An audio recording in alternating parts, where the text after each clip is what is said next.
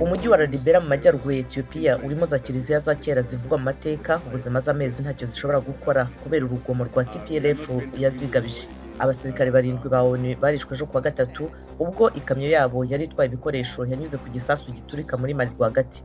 Yavuzwe n'ingabo z'amahoro za ONU mu gihugu MINUSMA.